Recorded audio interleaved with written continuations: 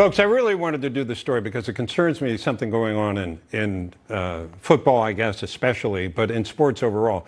Miami Dolphins quarterback Tua Tagovailoa, he took a major hit during the game against the Buffalo Bills on Sunday. Take a look at this. He gets thrown to the ground, okay, and he hits his head back there, okay? This is him getting up.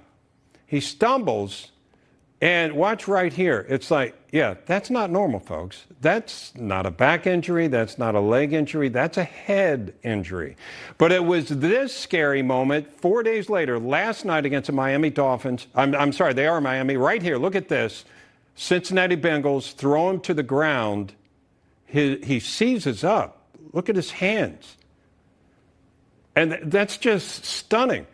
And he was taken off the field on a stretcher to a local Cincinnati hospital with head and neck injuries. Here to weigh in, retired NFL player Jack Brewer. Jack, look, I spent a lot of time playing sports. You're a former athlete in the NFL. And this is a thing we all worry about, right?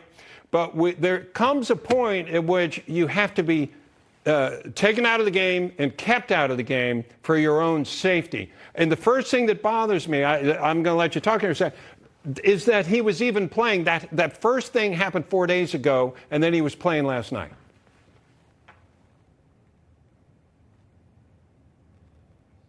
It's hard to watch. I mean, just seeing that picture, it gets that spine, as a former NFL player who had concussions. And I've seen the devastation of many of my former teammates.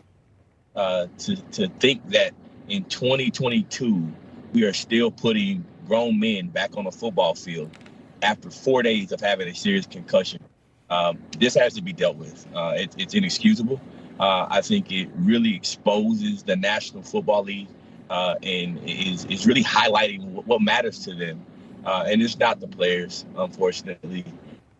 It's really the dollar. And, it's inhumane. To think that this young man, young father, son is treated like this. He's supposed to want to play. He is supposed to tell his coaches and his organization that he can go onto the field. That is the mentality of a player. We depend on our doctors, like anyone else, to give us that advice, to tell us what our physical condition is, no different than any other human being. And so for the medical team to allow him to go back there on that football field is absolutely disgusting. Yeah, it is disgusting. And I'll tell you, especially when it comes to head trauma, that's when we have to rely on the experts, because I can break my arm, I can sprain my ankle, and I'm limping around. I'll keep trying to go, but I'm physically going to be limited to what I can do until it heals. When it comes to a brain injury, when I look at you, I can't necessarily, I might see glassy eyes, but and I might even give you a test. Say, okay, do this. Look over there. Let me see your eyes, because they do these tests. You've been through them. Anybody that's played serious sports has been through those tests.